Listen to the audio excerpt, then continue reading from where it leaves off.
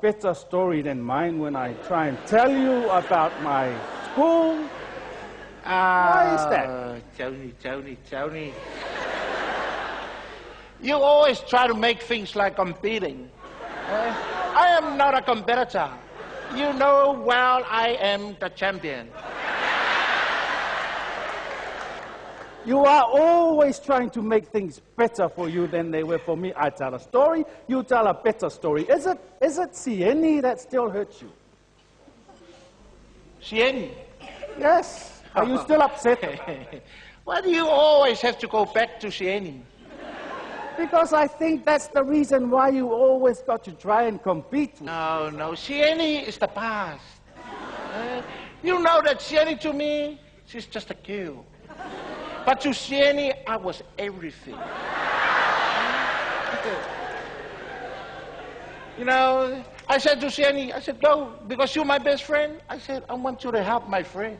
Because you always feel down, depressed. Every time we hold hands in the school, you know, I look at you, I feel sorry for you. No, you know you can't hold hands with girls in schools in Samoa. Because if their brother gets you, they hold you by the face. No, Sieni was looking at me that whole time we were in school. Oh, no. You see, Sieni, she's just another name on my black book, eh? That's why when she comes to you, they say, you know, if you love something so much, let it go. It will come back.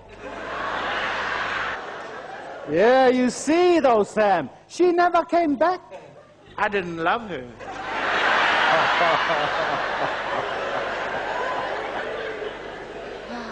That's why you refused to be the best man in my wedding. That's why you only just came to the service. What was that all about? I came because you are my best friend. Remember when the Reverend said, for, you know, if anyone don't want you to marry forever, hold your peace? Yes, I remember that. Yeah, I was holding it.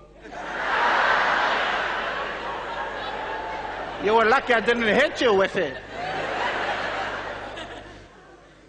Well, I don't know how else you helped me. Who helped you with your schoolwork, huh? I think it's the other way around. What? I'm the one that helped you. Remember when the teacher asked you to do homework? I was there to support you. So how did you help me? You tell me the same. Remember when I asked you, did you do your homework, Tony? You said, yes. I said, okay, I want you to prove it. That's why I give you my pad, and I want you to write every single thing so that I can double check it. That's why when I got A+, you got A+. Okay. So then how did you help me at college once I got us through to college? No, not just education. That's one of the most important elements. But I also help you in sport. Remember sport? Okay, how did you help me in sport? Remember when we was playing the first 15? Yes. Eh? Yes. I'll never forget it. Every time you run it towards the try line, who was behind you, supporting you? Who was running right behind you, calling out your name, eh? Okay, that was you? Yeah. When you step out of line, did I ever put the flag up?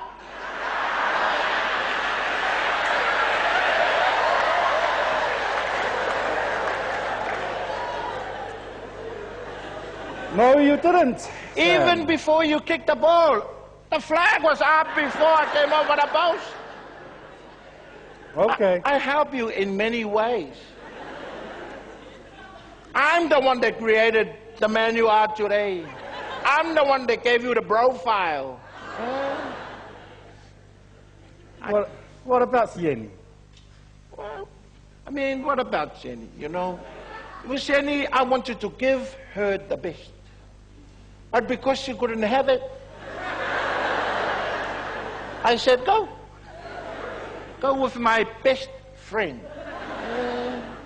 Thank you very much for that, Sam. No problem.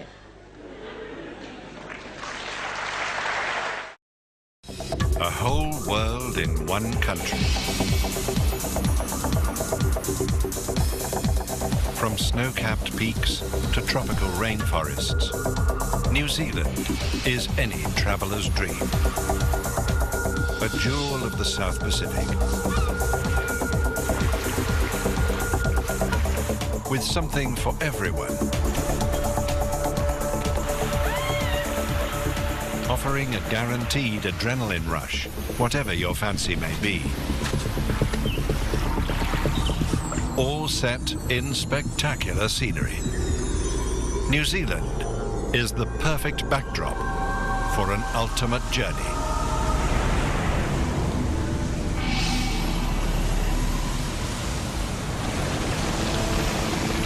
New Zealand is a relatively small country consisting of 2 islands.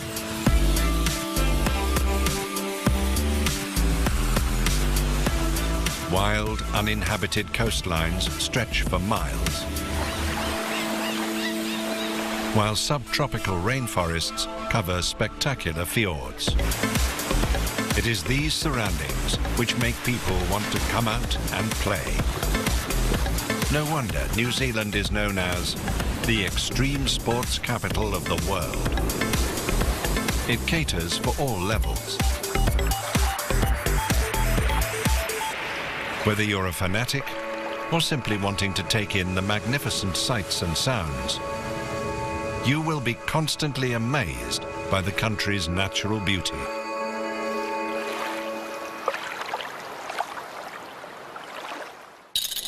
But for an adventure unlike any other, start your journey just east of North Island.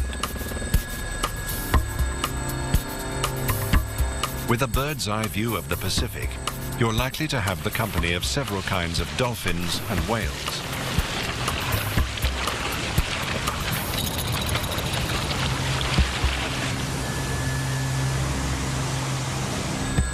But then, White Island comes into view. So called because when Captain Cook discovered it in 1769, it was always enshrouded in a white mist.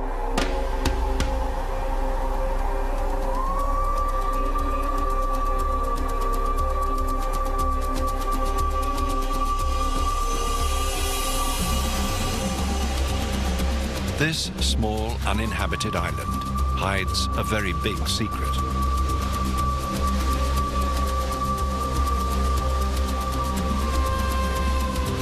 It is an active volcano.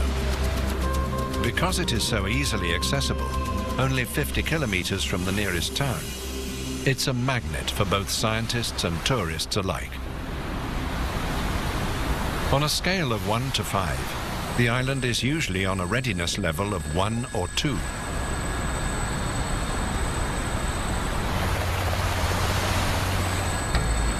Landing on its Mars-like surface, it's clear that this is definitely not your run-of-the-mill guided tour. As expected, a few safety precautions need to be put in place before the exploring can begin. Okay, we also have to carry a gas mask with us. We don't have to wear it, but if we get caught in the steam, we just have to breathe through it. Okay, so just leave it in my so just carry it with you. Okay.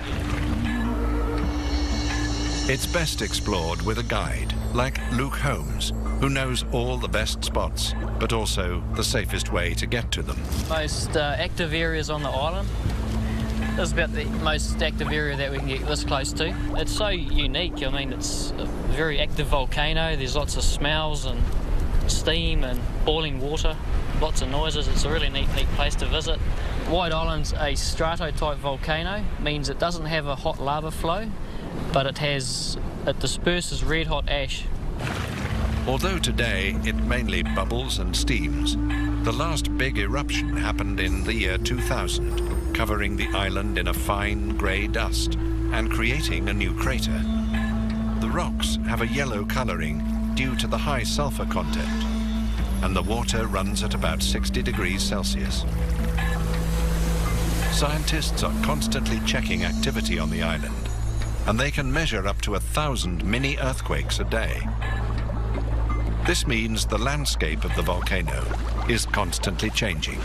From 1981 to 1983, several major eruptions transformed the landscape so that a burning hot lake was created. It shines in a variety of colors, from a brilliant gray to a dark green, depending on the sulfur content of the water.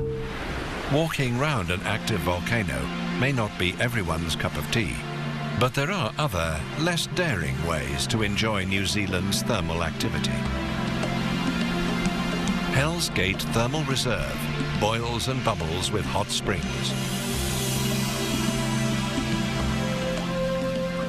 The rising steam creates a mystical atmosphere.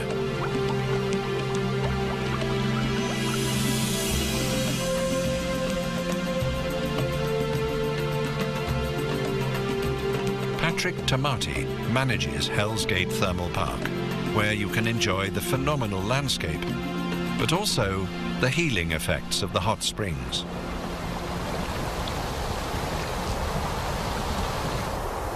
The water that we've got in the steam vents that you can see, the temperature in there ranges basically between 90 to 120 degrees Celsius. It's not that the water is hot, it's actually the minerals that are in the water are being superheated by the water itself, and it just, that is why we're getting so much heat in and out of those pools behind us. New Zealand falls in the Ring of Fire region, an area of the Pacific Ocean particularly prone to volcanic and seismic activity. And nowhere is it more evident than in the Rotorua district. With its interesting sights, sounds and smells, tourists flock to see this unique and ever-changing landscape. The only thing that changes with the pools is the colour of the water. It can either be a very dark brown to a greyish colour to a very lovely yellow sulphurous colour. So that seems to be the only thing. But because we're 1.5 kilometres away from the geothermal activity, quite often we have to change the routes or the tracks or the pathways through this geothermal park because we have so much activity here. There are at least 500 pools and almost 65 geysers, 7 of which are still active.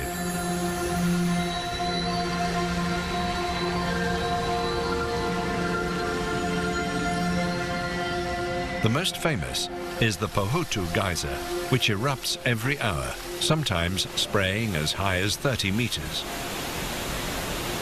For local Maori, this is the place where goddesses of fire emerged from the Earth's core, creating the geysers and mud pools with every breath they took. The Maori people came to New Zealand from Polynesia about 1,000 years ago. In Waitangi, the Maori legacy is preserved by the intricately carved meeting house, as well as the biggest war canoe still in existence. These are magnificent examples of Maori history and tradition. The Maori culture is vibrant and plays an important role for New Zealand tourism.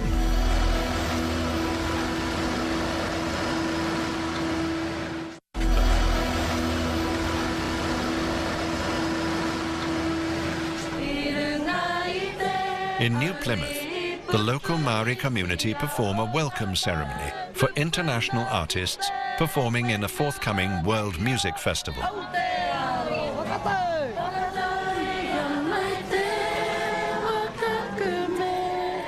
It is tradition to greet every guest in front of the marae, or meeting house.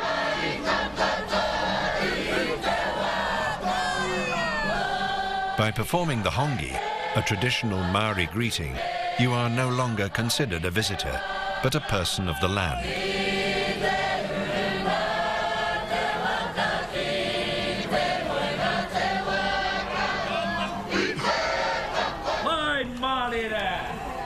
For formal gatherings like today's, the Maori follow age-old protocols that involve welcome greetings by the chief and a tribute to the ancestors.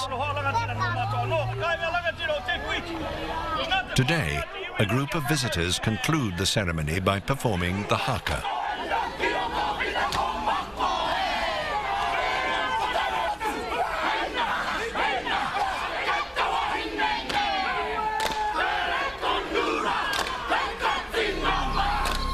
This is a traditional war dance performed by fire warriors before battle.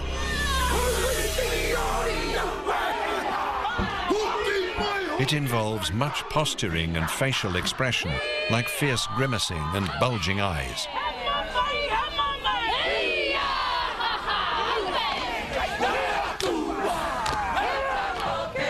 But the haka takes many guises and can be performed by men and women. Luckily, nowadays, the haka is mainly performed to entertain. But it's not all about war dances and battle cries. The Maori are deeply spiritual, and everything is connected to this beautiful land. Mountains, like Mount Taranaki, play a vital role in Maori mythology. This mountain is actually an inactive volcano and is 2,500 meters high. Tēnā koe rangatira, ngā mihi nui ki a koe.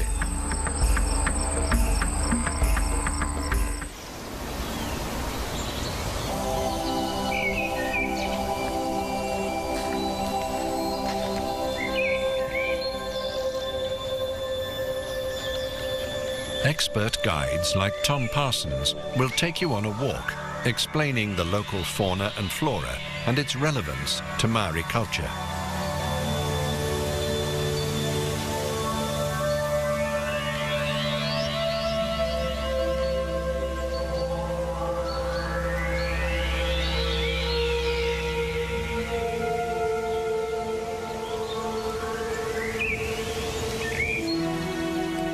When New Zealand was colonized in the late 1700s, settlers brought animals such as dogs and cats with them.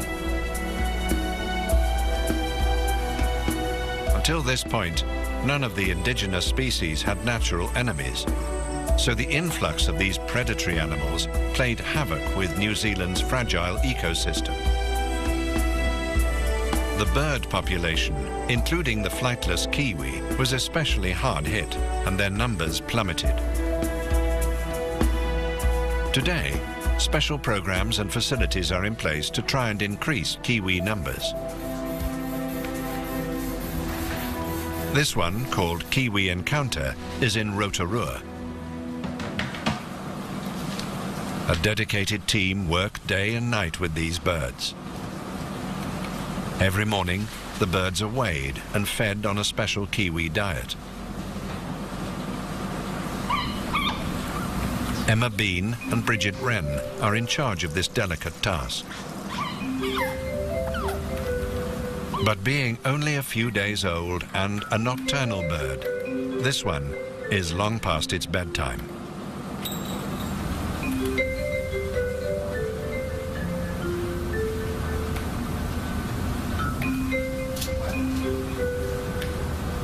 Luckily, hunger wins this round. This isn't natural food to them, so we have to teach them that this is food. So that's why we feed them once a day in the morning, and then after a week or so they should learn to do it by themselves, so then they'll come out at night and feed in their brooders. The kiwi birds live in the lap of luxury. Their climate-controlled brooders have two partitions, one where they can sleep during the day, and another for roaming at night. Once they reach their target weight of 400 grams, they're moved to an outdoor enclosure with more space. All this is done in preparation for their release back into the wild. But Kiwi Encounters is more than just a nursery. They also take care of eggs until they're able to hatch in the safe and sterile environment of the incubators. Every year we've been hatching more and more chicks, and we raise over 100 chicks a year now, so we've learnt a lot in that time, the best techniques. We put the egg on the bench and we whistle to the egg, and we can see the egg rocking on the bench, so we know that the chick inside is alive. So that's a key management technique that we use. Carefully, Emma lifts the egg and whistles. Luckily, it starts to move, a very good sign.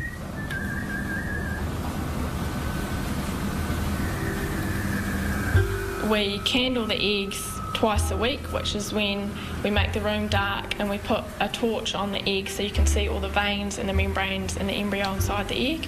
So that's how we monitor the chick's growth inside the egg, and we can estimate how old the chick is. A delicate job, but everything looks fine.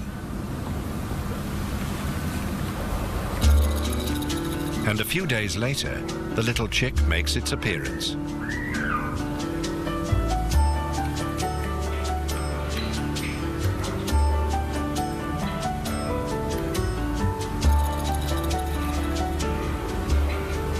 Hatching is an exhausting process for the chick and can take several days.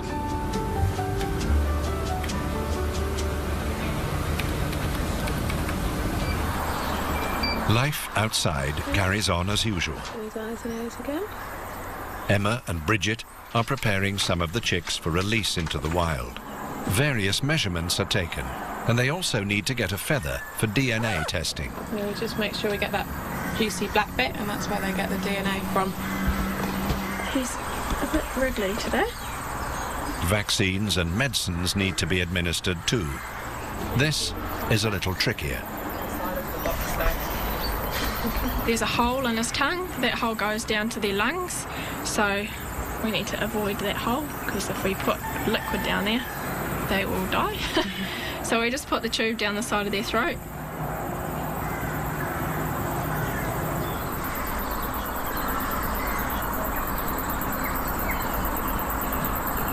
Then Bridget has the difficult task of trying to locate a vein in the kiwi's leg. Fortunately, she's done this many times before. That should be plenty. We need to make sure it doesn't have any blood parasites or before it gets released into the wild, because we don't want to introduce any new bugs or diseases into the wild. For Aniwa, it's a big day. He has reached his goal weight of 1.2 kilograms, enough to stand a good chance of surviving in the wild. We'll just double check his microchip number, which is correct, and we'll pop him in the weigh box to be released. The team from Kiwi Encounters has done everything they possibly can to ensure the safest future for the little bird. Sarah King from the Department of Conservation is on hand to collect the bird. Cool. Okay, have a good release. She will return him to Wirinaki Forest Park, where they first found the egg. Almost 12 million Kiwis used to wander around New Zealand's forests. Today, they number about 70,000. But conservation doesn't stop here. Sarah is accompanied by members of the local Maori community who are interested in the Kiwi release program. Only about 5% of Kiwi chicks survive the first 8 months of life. Ferrets, weasels, and domestic animals pose the biggest threat to this nocturnal creature. Okay, here we go. Whoop. So hold him by the legs? Yep, it's all right, I'll show you how in a second. He's struggling well. He's really... There we go. So yeah, firmly around that part of the legs, so just swap under, nice and firm. Hand under the chest. There we go. Oh, he likes you. He's all settled down now, that's it. And then just pop him, yep, head first, make sure his head's well in the hole before you let go. Well in, yep, and then let go. Oh, look at him.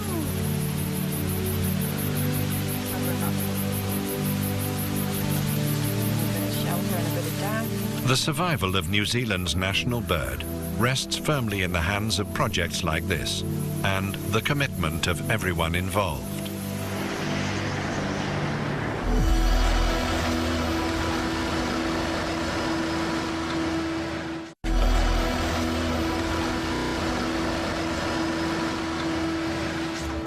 New Zealand is an amazing country, and with 15,000 kilometres of coast, no town is more than a 2-hour drive from the sea.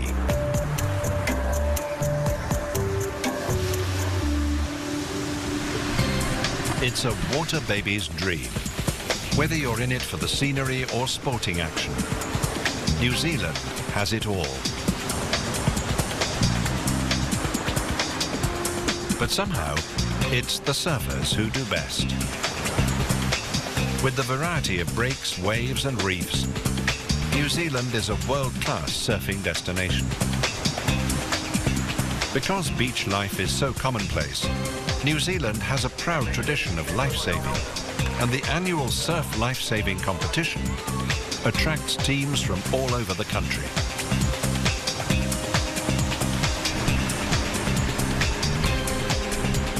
It's a fun day out for spectators as well as participants.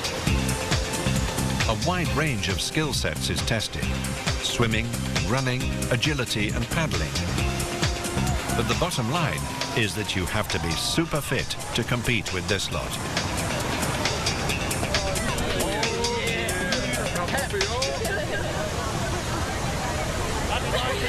The surf boat race is the main event of the day. It's a tough competition and very prestigious. Surf boats aren't actually used for rescues anymore. Motorboats are far more effective, but maneuvering one of these giants through the water requires unbelievable strength, stamina and technique.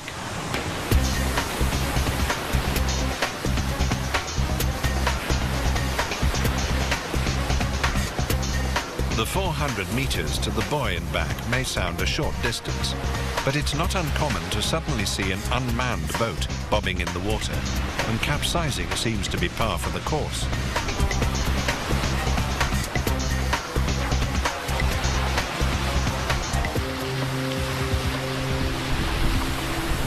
Making it back to shore with crew intact doesn't mean you've won.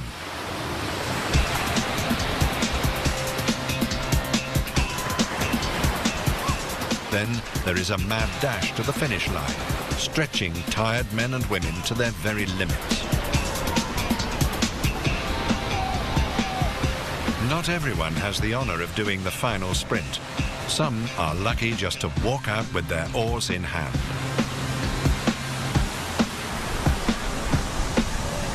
The crowd loves it, and there is always someone around to soothe the bruised ego.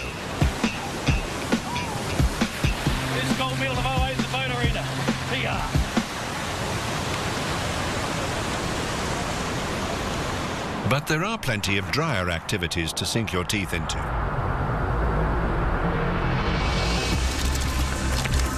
South Island is especially well known for mountain biking, and the terrain provides a brilliant challenge, but also an unbelievable backdrop for the sport.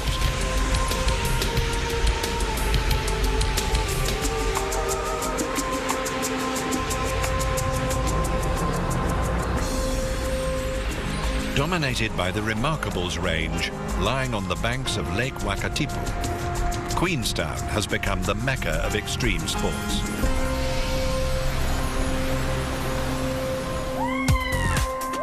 This is also the place where the first commercial bungee jumping spot was opened. This 43-meter jump is not the longest anymore by far, but it's still one of the most popular bungee spots in New Zealand. The Kiwis seem to be masters at inventing crazy sports, like jet boating.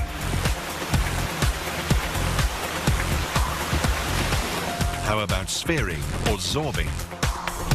Strictly speaking, it wasn't invented in New Zealand, but they certainly popularized it.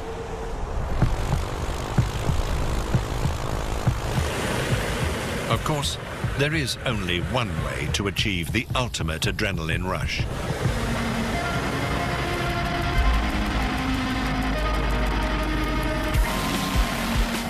Skydiving over Queenstown with a bird's eye view of the Remarkables mountain range is a dream jump for any skydiver.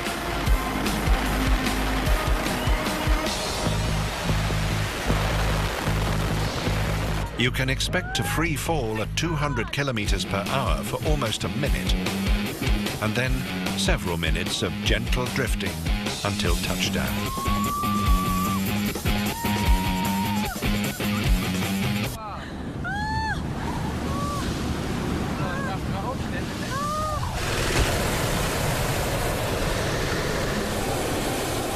For a slightly gentler pace, but with all the views, hot air ballooning may be the way to go.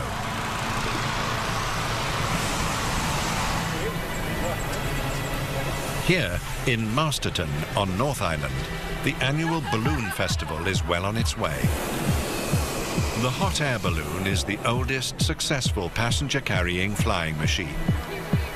I hope you realise your backside's on TV.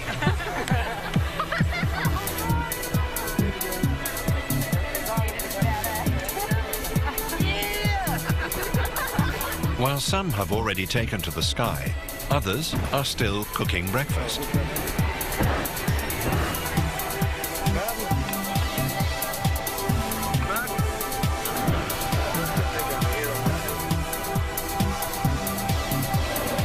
This trapeze artist must have nerves of steel.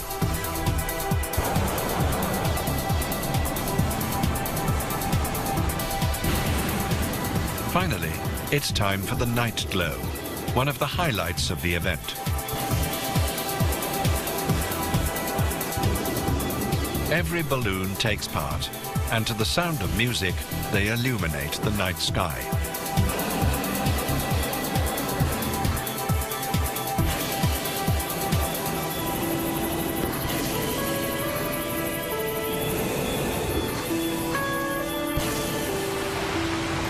An equally impressive skyline is Auckland's, just before a thunderstorm.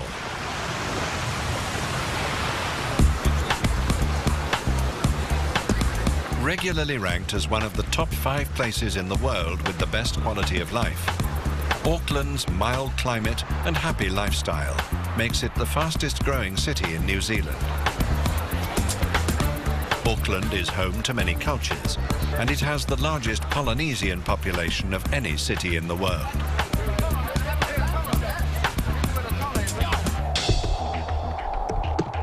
Like the rest of New Zealand, Auckland is beautiful, commonly known as the City of Sails. With over 135,000 yachts, it has more per capita than any other city. Hardly a day goes by that doesn't involve some regatta or match race. It's the start of the Women's Match Racing World Championships. Match racing is when 2 teams are paired to race against each other, rather than fleet racing. Probably the most famous match race is the America's Cup, which the Kiwis have won twice already. The race takes place over several days, and although match racing has a complicated set of rules and tactics, sailing on days like these makes it all worthwhile. But it's not only sailing that New Zealand is well known for. There is a thriving wine industry here too.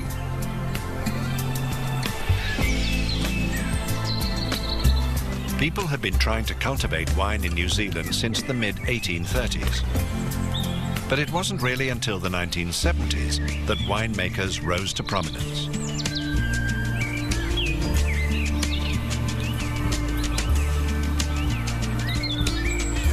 This is Herzog, a boutique winery in the Marlborough district.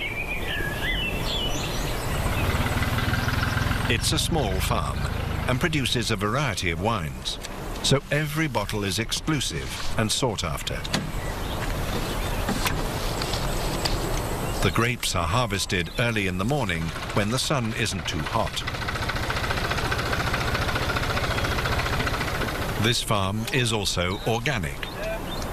No herbicides or pesticides are used, and any pressings are returned back to the vineyard.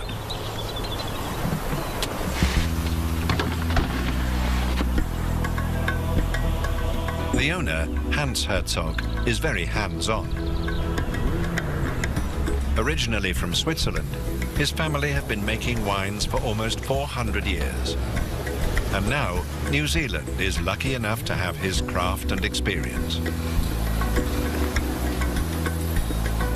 Hans chose this spot because of its superior soil quality. Combine this with lots of sunshine and cool nights, and you have the perfect conditions for grapes to ripen in.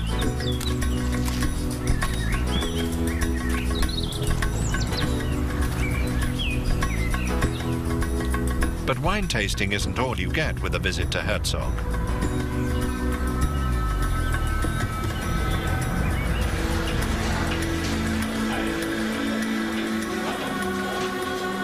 You can dine at the award-winning restaurant or the more informal bistro. Either way, you'll always be treated to the finest local produce.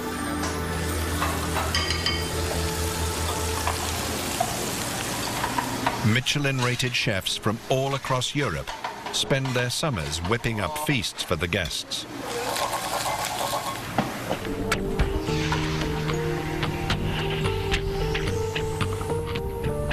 The red grape juice is slow fermented for 3 weeks in stainless steel tanks. Once this process is completed, a further fermentation takes place in French oak barrels. This can take up to 30 months, depending on the variety. The winery is fully equipped with the latest high-tech gear. All the bottling, labeling and packaging is done on-site as well. But the best part of being the boss? Sitting back and enjoying the fruits of one's labor.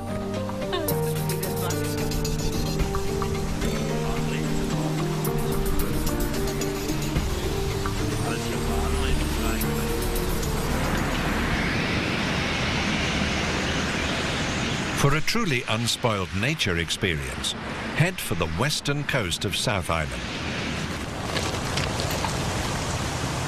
This is the spot Englishman John Hulton now calls home.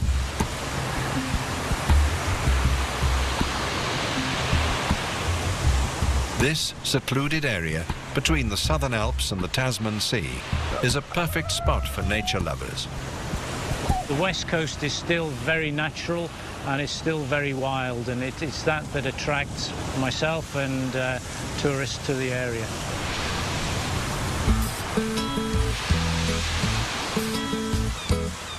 Take a trip to the beach and visit the local seal colony.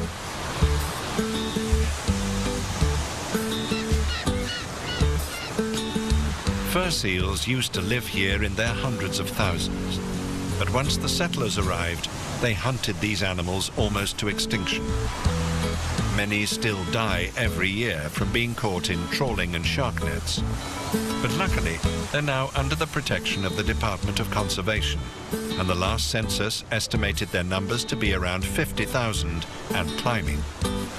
New Zealand fur seals dive deeper and longer than any other kind of fur seal. Record dives of more than 240 meters have been recorded. They feed mainly at night, when their favorite food, squid, swim to the surface. So during the day, they rest up on rocky shores called haulouts.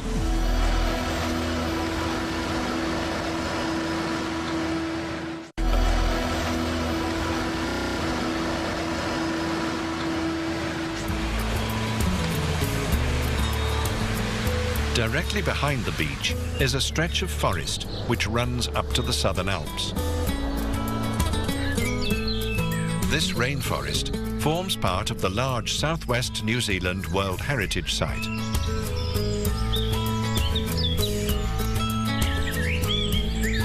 More than 180 fern species are found here, and some of the trees are almost 800 years old. It is also the only place in the world where you will find the kea, an alpine parrot. John and his colleague, Corrie Connor, regularly bring tours through the forest, so know the area very well. This tree is almost 60 meters high and belongs to a species that was around when dinosaurs still roamed the earth. And is this a conifer tree, John?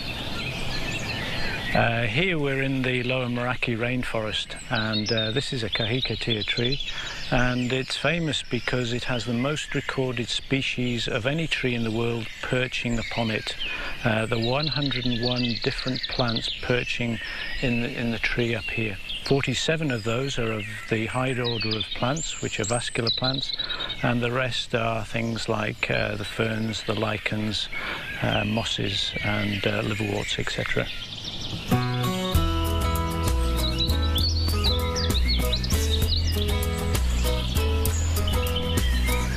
But with one tree supporting over 100 species, it seems surprising that it's managed to survive at all.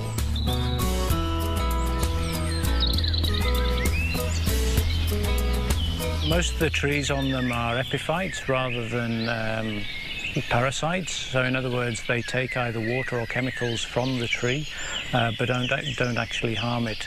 And the tree now is old enough. It's between 700 and 900 years old. Nobody's quite sure of the exact age, but it's strong enough to withstand the vines that you see growing up it.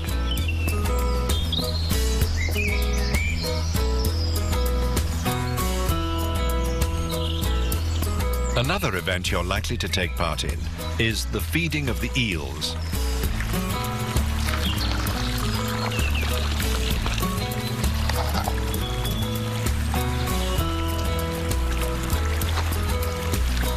These fish can grow up to 2 meters long and weigh as much as 40 kilograms.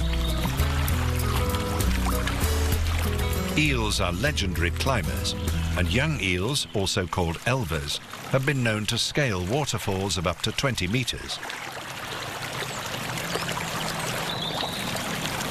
Sadly, their habitat is increasingly under threat, so their numbers have been declining.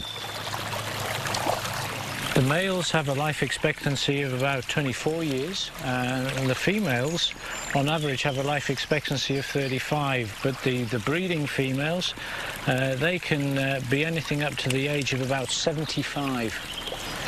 And when they spawn, they leave here, and they take quite a long swim. They swim down to the ocean, and then they swim off to Fiji, because they can only spawn where the water is warm. So they've got a swim of about 2,000 miles or 3,000 kilometers. For the most part, man has led to their numbers decreasing rapidly over the last 20 or 30 years. One, by taking away their natural habitat, and that's usually because dams have been put in the rivers. They've also been fished. They're very popular food. One among the Maori, who love to smoke them, and secondly, the Japanese will pay top prices for these creatures. So in fact, by feeding them here, we're actually protecting them, because they know that there's going to be some food at times, so they don't have to go elsewhere. And because they're in around the lodge, they are in fact in a strange way being protected by us. As you can see, they're excellent climbers. They can stay out of water for 3 or 4 minutes without any problem, and do climb all over the place.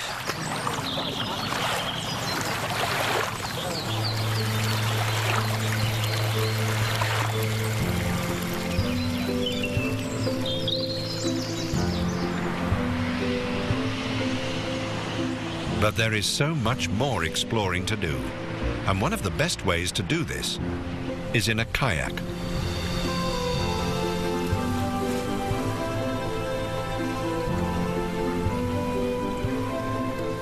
Experience true wilderness by getting lost in this paradise.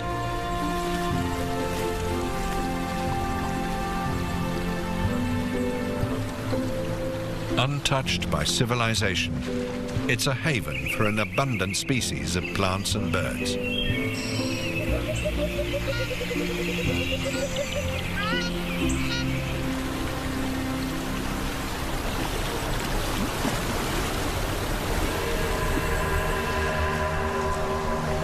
With temperate rainforests stretching all the way to snow-capped Alps, this scenery can't be found anywhere else in the world.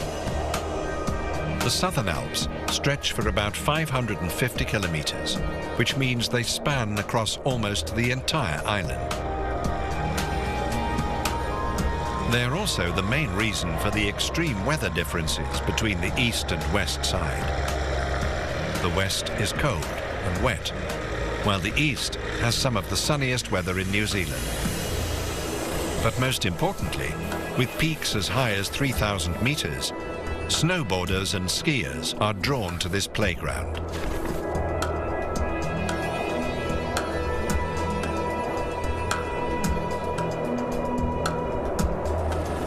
There are 360 glaciers in the Southern Alps. And one of the most beautiful is Fox Glacier. This river of ice falls 2,600 meters from the base of the Alps to the west coast.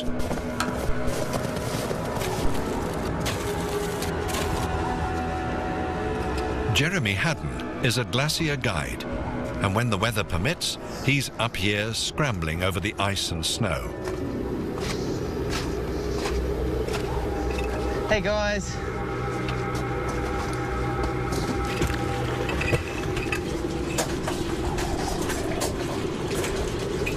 The ice is constantly on the move, shifting and sliding, even forming wave-like tunnels.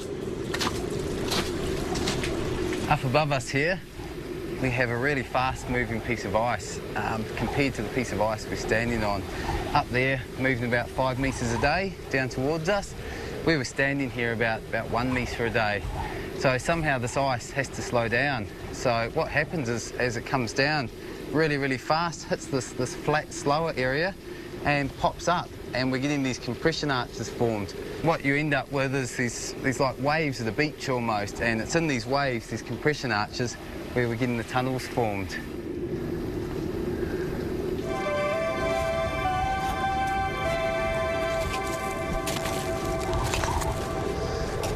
Make sure you stay close to your guide, though. It's easy to get lost in the labyrinth of tunnels and crevices.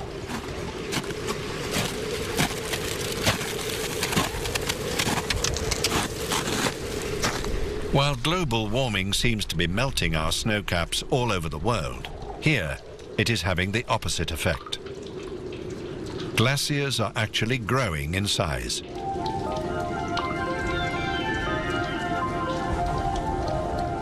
It seems fitting that we conclude our journey high up in the Alps with a final glimpse of this magical land.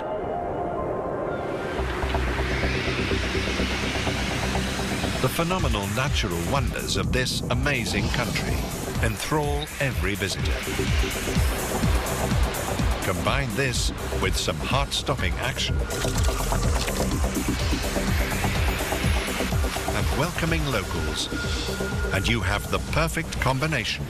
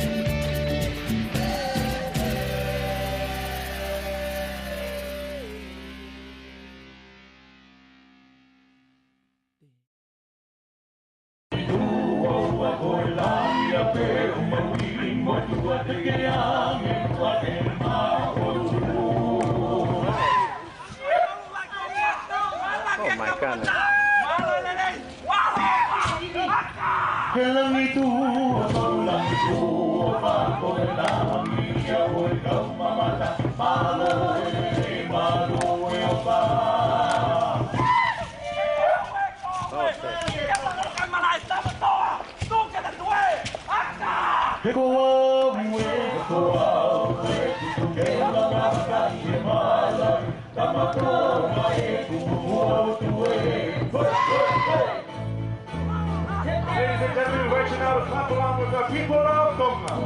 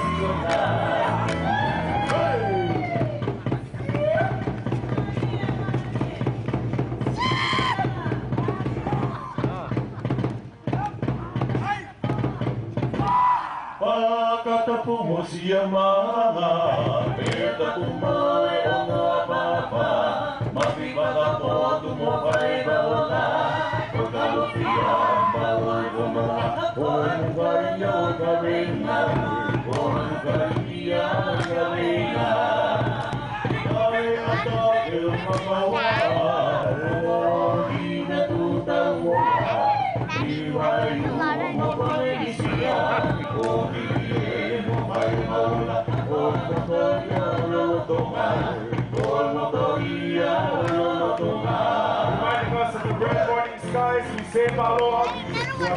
Oh my God. Yellow, Papa. And now, Pandot na lang kasi malumal. Rebel, you may lift up your hands now. You may lift up your hands. Okay, sir. Okay, nang kasi ko. Apna tuwaru tayo. Tuwa na tinakwa mo daw ilang kawaiti. Ay, ranalan sa. Henterike!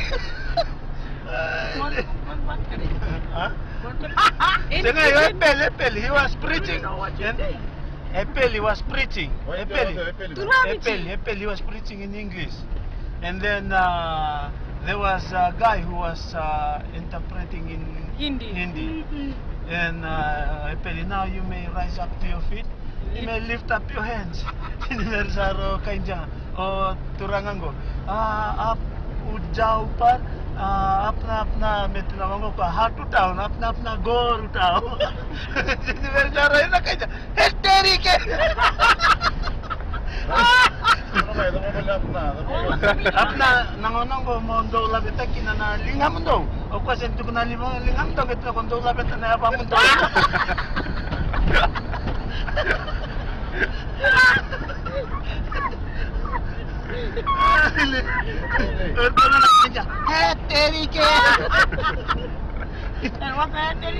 Heterike, oh my God.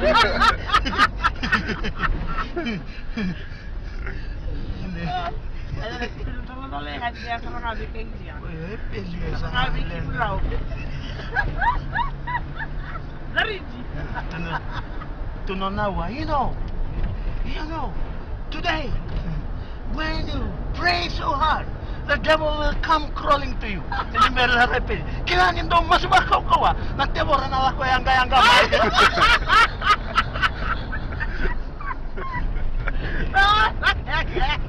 Eko mo kunibunowa Beach, kunibunowa India.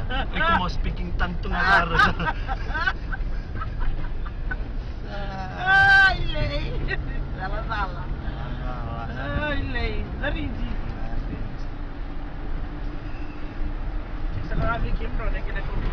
Pili sana. You know, orengo nawa. Come up. Give your heart to the Lord, and you shall make heaven your home. Pili sana. Nila ko nagamay, ni may sila nombula. Kaya kanisengan sila nombula. Wana kalo, ni nasengan nila ko ibabala. Ay, tinsa pasaro tamang tanong ni kasi meron sa Australia. Arleo basta chiko mai. Reza wanda kada 19 lagi.